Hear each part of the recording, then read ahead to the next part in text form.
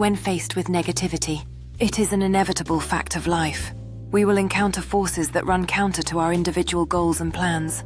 We will face negative outcomes and consequences, whether born from our own actions and choices or from external influences we neither invited nor deserved. How we maneuver through these challenges, how we choose to engage with adversity rather than retreat from it, becomes the most critical aspect of our strategy for navigating life itself. Consider life as a battery cell, requiring both negative and positive charges to catalyze meaningful change and substantive growth. Without the friction of difficulty, without the resistance that tests our resolve, we remain unchanged, static and untested. These contrasting forces work in concert to build and mold character, shaping our perceptions and behaviors so we might adapt to an ever-shifting world and continue to evolve as individuals. Take nothing personally. This principle, simple yet profound, offers liberation from unnecessary suffering. View all factors, whether favorable or unfavorable, as lessons presented for your consideration. Regard these lessons as essential scaffolding, supporting the foundation upon which the pillars of your life stand: resilience, endurance, wisdom, and strength.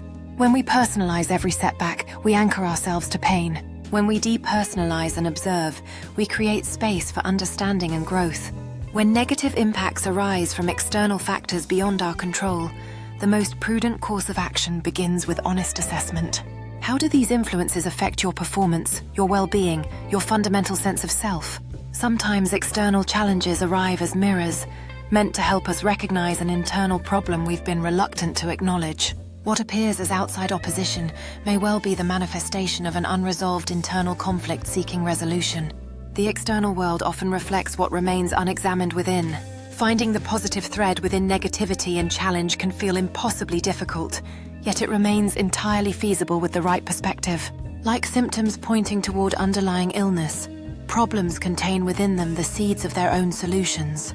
But first, the issue must be properly diagnosed. Only through clear-eyed assessment of the situation, without denial, without minimizing, without catastrophizing, can appropriate solutions emerge and take form. As life progresses and we shoulder greater responsibilities, as we attain higher levels of success and complexity, the degree of difficulty inevitably escalates. Challenges become more nuanced, more multifaceted, more demanding of our full capabilities, yet we are never left without resources. Experience accumulated through previous trials equips us with wisdom. Patterns recognized across different contexts provide templates for problem solving.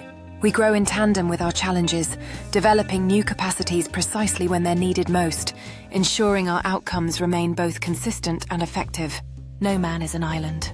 This ancient truth bears repeating in an age that often glorifies isolated struggle and individual achievement. Seeking external help and support doesn't represent weakness. It demonstrates wisdom and self-awareness. Others with different experiences, perspectives, and expertise can provide tools for success in domains unfamiliar to us. A learned eye, whether from a mentor, therapist, trusted friend, or professional advisor, can help assess what we're too close to see clearly, guide us through challenges that would otherwise overwhelm us, and illuminate aspects of life and relationships that our own biases keep hidden from view. There will always be opposing viewpoints and forces that challenge our beliefs and values. This too is inevitable. The world contains multitudes, different perspectives shaped by different experiences, different conclusions drawn from different starting points. How we handle this opposition, this friction between our worldview and others, proves essential to our growth and our ability to engage meaningfully with a complex world. The question is not whether we will face negativity, but how we will meet it when it arrives at our door. Will we collapse inward, viewing each setback as confirmation of our inadequacy? Or will we stand firm in our inherent worth while remaining flexible in our thinking, open to the lessons adversity offers? The choice ultimately belongs to each of us, and in that choice lies our power to transform what diminishes us into what fortifies us for the journey ahead. The end.